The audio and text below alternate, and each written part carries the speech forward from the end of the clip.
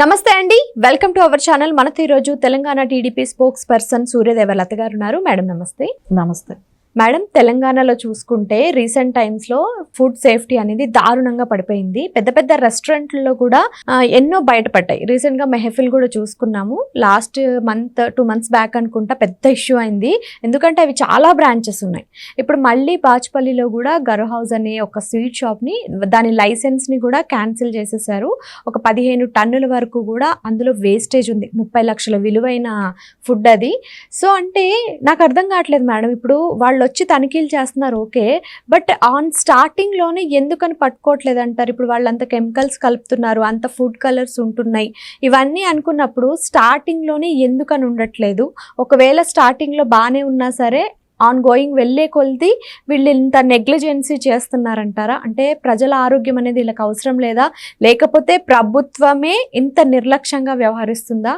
దీనికి కారణం ఎవరంటారు? అంటే మనకు ఫుడ్ది వచ్చి చాలా ఇంపార్టెంట్. ఎందుకంటే దాని మూలాన హెల్త్ అనేది డిపెండ్ అయి ఉంటుంది. హెల్త్ ప్రాబ్లమ్స్ అనేది కూడా అక్కడ నుంచే మనం సరైన ఫుడ్ తీసుకోకపోతే కల్తీ నాణ్యత లేని ఫుడ్ తినటం మూలానే వచ్చే హెల్త్ ప్రాబ్లమ్సే. ఇప్పుడు ఈ వేళ అందరికీ కూడా అదే ప్రాబ్లమ్స్. చిన్న చిన్న పిల్లల దగ్గర నుంచి అందరికీ కూడా పెద్ద, అంటే చిన్న పిల్లలకి షుగర్లు వస్తున్నాయి, చిన్న పిల్లలకి క్యాన్సర్లు వస్తున్నాయి. అంటే ఒక వయసు దాటిన తర్వాత వచ్చే ఇవి వేరు, చిన్న పిల్లలకి రావడం అనేది కూడా ఎంత స్ట్రగుల్ ఇది అవుతారు ఆ పేరెంట్స్. అంటే వాళ్ళు ఏం లైఫ్ చూస్తారు, ఆ పిల్లలకి ఏం చేశారని అంత చిన్న పిల్లలకి అలాంటి ప్రాబ్లమ్స్ వస్తున్నాయి. అంటే ఇదంతా ఎక్కడి నుంచి? ఫుడ్ మూలానే. ఫుడ్ ఏంటంటే ఇక్కడ ఎట్లా జరుగుతుందంటే హైదరాబాద్లో మటుకు ఏదో ఒకసారి పట్టుకుంటారు, దాని తర్వాత కామ్గా అయిపోతారు. అది నిరంతరం ఒక పనిలాగా ఒక ప్రక్రియలాగా జరుగుతూ ఉంటే భయం అనేది ఉంటుంది. ఆ ఫుడ్ చెకింగ్ వెళ్ళే వాళ్ళందరూ కూడా ఎప్పుడో ఒకసారి వెళ్ళటం, అట్లా పట్టుకోవటం, దాని మూలనే బయటపడటం జరుగుతున్నాయి. అంటే మీరు చూడండి, ఇప్పుడు ఈ మధ్య 2-3 రోజులుగా అయితే కొంచెం ఒక వారంగా చూస్తే చాలా వరకు బెటర్ అనిపిస్తుంది. ఇది రెగ్యులర్ ప్రాసెస్ లాగా నడుస్తుందేమో అనిపించవచ్చు. ఎందుకంటే మొన్న నెయ్యి, కల్తీ నెయ్యి అని చెప్పేసి 25,000 కేజీలు సజ్జనార్ గారు పట్టుకోవటం కానివ్వండి, దాని గురించి ప్రెస్ మీట్ పెట్టారు, మాట్లాడారు. అది ఫామ్ ఆయిల్ కలవటం, డాల్డా కలవటం, మొత్తం అదే. దానిలో ఏదో కొంచెం స్మెల్ వచ్చేటట్టు, గీ స్మెల్ వచ్చేటట్టు, ఈ ఆయిల్స్ డాల్డా అంటే గట్టి పడిపోతుంది కదా, దానిలో ఫ్లేవర్ వచ్చేటట్టు, ఆ స్మెల్ ఉండేటట్టు కలపడం అనమాట గీలో. దాని మూలన మనకు నెయ్యి వాసన వస్తుంది, కానీ నెయ్యి అయితే కాదు.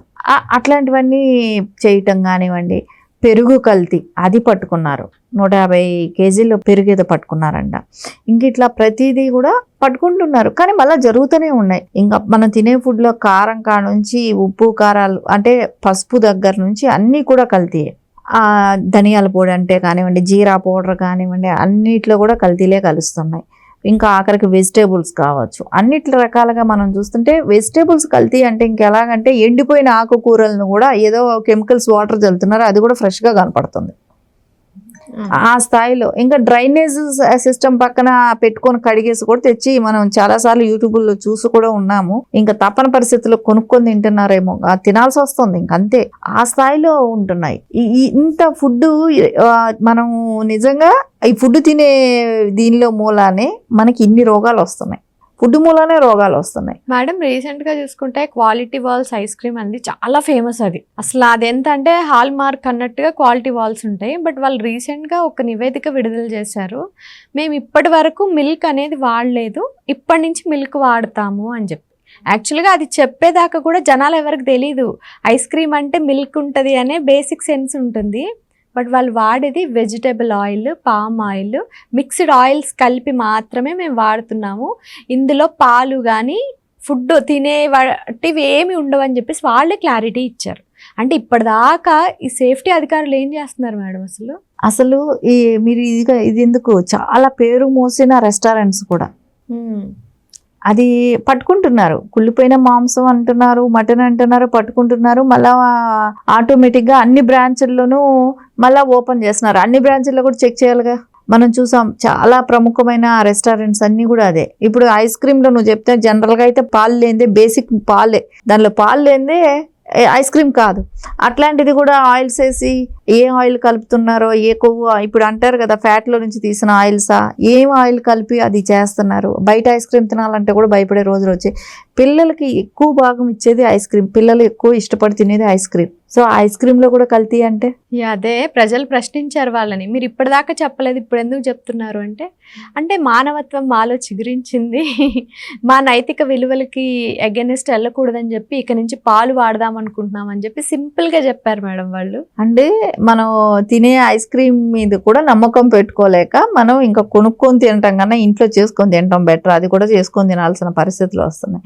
ఈ స్వీట్ షాపులు మీరు చెప్పినట్టు చాలా స్వీట్ షాపుల్లో కూడా ప్రముఖమైనట్టు గతంలో అయితే మొత్తం 6 చేయటం జరిగింది, మళ్ళీ నార్మల్ మళ్ళీ ఓపెన్ అయిపోయినాయి, మళ్ళీ నడుస్తూనే ఉన్నాయి. కానీ స్వీట్స్లో కూడా ఏ ఆయిల్ కలుపుతున్నారో తెలియదు.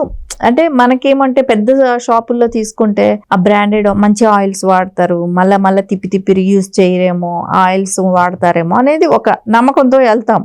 కానీ అక్కడ ఎవరు చెక్కింగ్ చేస్తున్నారు?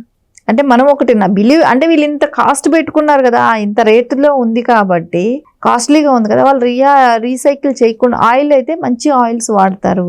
సో ఎక్కువ బాగా కాచి మళ్ళీ దానిలోనే చేయరేమో, వేరే ఫ్రెష్ ఆయిల్స్ వాడుతూ ఉంటారు అనే ఒక ఆలోచనతో వెళ్తాం. ఎక్కడా కూడా చెక్కింగ్ సరిలేదు. సో ఫుడ్ క్వాలిటీలో కానివ్వండి మంచి చెక్ చేస్తూ ఉంటే ఈ రోజున హైదరాబాద్ నగరంలో ఇలా ఉండదు. ఎక్కడా లేకుండా మీరు హైదరాబాద్లో జరిగినంత ఫుడ్ కల్తీ వేరే ఎక్కడా ఉండదు. మేడం ఒకవేళ వీళ్ళు ఫుడ్ కల్తీ చేస్తే కనుక వాళ్ళకి ఎటువంటి పనిష్మెంట్ ఉంటుందంటారు గవర్నమెంట్ తరపు నుంచి? ఏముంది మా కోర్టులలో, అంటే ఇప్పుడు మన దగ్గర జరిగే ఇట్లాంటివి ఎలా ఉన్నాయంటే కోర్టులో వేస్తున్నారు. సో అక్కడ నుంచి ఏదో కొద్ది రోజులు ప్రాసెస్ నడుస్తుంటుంది, కేసు పెడతారు, కోర్టులో వేస్తారు, మళ్ళీ వాళ్ళు ఓపెన్ చేసుకుంటారు.